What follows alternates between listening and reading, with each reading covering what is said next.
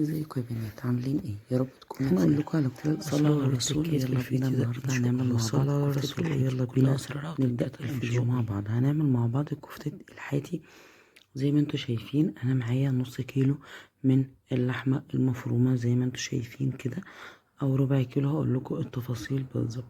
هبدأ ان انا ابشر عليها بصلاية كبيرة كده، بس لازم اصفي المية من البصلة تماما، ما ينفعش يبقى معايا سوائل في الوصفة دي، هتخلي منك اللحمة تفك ومش هتبقى ماسكة معاكي.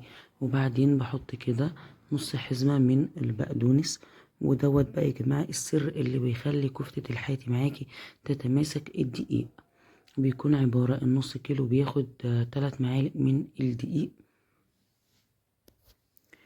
والكيلو بياخد معاكي 6 معالق. وكمان بيبقى فيه نشا، بس النشا ما كانتش متوفرة معايا في الفيديو. تقدري تحطي كمان معلقة كبيرة من النشا، يعني هتحطي على النص كيلو لحمة 3 معالق من الدقيق وتحطي عليهم معلقة نشا. والوصفة قدامكم معمولة من غير نشا، ممكن تستغني عنها تماما. وهبدأ ان انا ادمج كل المكونات بتاعتي، وبعدين حطيت عليها بقى التوابل بتاعتك. بتحطي توابل مثلا الكفتة، وبتحطي فلفل اسمر وبهارات، توابل بتاعتك اللي انت بتحبيها. مش متوفر بهارات الكفتة، خلاص تمام، تقدري تستعملي التوابل اللي عندك اللي متوفرة عندك في البيت. بتبدأي بقى ان انتي تفضلي تهرسي فيها جامد كده لغاية ما تندمج معاكي بالشكل ده وتخفي كل حاجة فيها. بتجيبي شوية زيت او مية البصل اللي انتي عصروها من البصل، وتبدأي بقى على عود كده خشب زي ما انت شايفاه بتاع شيش طاووق، او انتي تقدري تعملي على مثلا معلقة، اي حاجة تكون متوفرة عندك تساعدك ان انتي تشكلي الصباع عليها كده. ببدأ زي ما انتوا شايفين اعملها، بطوليها بقى الطول اللي انتي عايزاه، مش هتلم منك تماما، مش هتكش منك. انسي بقى الكفتة اللي بتكش منك والكلام ده خالص، وهتبقى زي كفتة الحياتي بالظبط. ممكن بقى تحطيها في الفرن زي ما انا هعملها معاكم، او تشويها على الفحم، الاتنين بيطلعوا جمال. زي ما انتوا شايفين، زي ما هتطلعيه هيبقى معاكي، يعني زي الطول اللي انت هتطلعيه في الكفتة هيبدأ يخرج معاكي ان شاء الله. بس لو عجبكم بقى الفيديو يا بنات، ما تنسونيش في اللايك والاشتراك في القناة عشان يوصل لكم مني كل جديد. هبدأ برضو انا بقى اخلص كده كل الكمية كده، وايه، ونوريكم بقى في الاخر النتيجة ان شاء الله هتعجبكم باذن الله.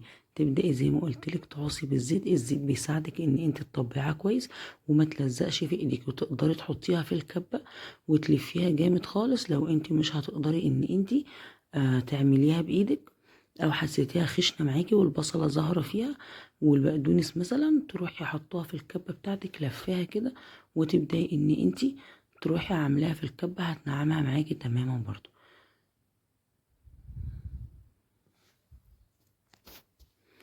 كده خلاص خلصت كل الكميه بتاعتي كده زي ما انتوا شايفين. التسويه بتاعتها بقى، لو انت عندك شوايه كهربائيه تمام، عندك هتشويها على الفحم زي ما قلتلك ماشي تمام. بس انا هسويها في فرن البوتاجاز. طبعا انت مش بتحطي معاها ولا سوائل ولا اي حاجه، لان هي طبيعي الكفته بيبقى فيها دهون. لازم الكفته يا جماعه يكون فيها نسبه من الدهون، على الاقل 100 جرام على النص كيلو لحمة، يكون 100 جرام من الدهون. ويا سلام بقى لو انت عندك الدهنة بتاعتك تكون دهنة ضاني، بتنقل معاكي الكفتة في حتة تانية خالص. وزي ما انتم شايفين بصوا، كل دي زيوت هي نزلتها، ما تحطيش معاها زيوت خالص. وبدأت احط معاها فحماية كده زي ما انتم شايفين، وبغطيها خالص لغاية ما تشرب من التدخينة بتاعة الفحم. وببدأ ان انا اقدمها معاك. تقدري تقدميها مع بطاطس مقلية وطحينة وسلطة كده زي ما انتوا شايفين ومخلل وعيش. وصدقوني يا جماعة لو جربتوا الوصفة بالطريقة دي هتعجبكم ان شاء الله. بصوا بقى شكلها جميل زي ما انا عاملاها معاكم، ولا كشت ولا فكت ولا حصل لها اي حاجة. هي كمان الإضاءة بتاع التليفون مش ظاهراها كويس، بس هي الشكل والطعم كان تحفة. وتقدري بقى ان انتي تعمليها سندوتشات، او ان انتي تحطيها كده مع العيش والبطاطس زي ما انا عاملة، وتعمليها بقى بطريقتك، تاكليها بطريقتك. بس لو عجبكم الفيديو ما تنسونيش في اللايك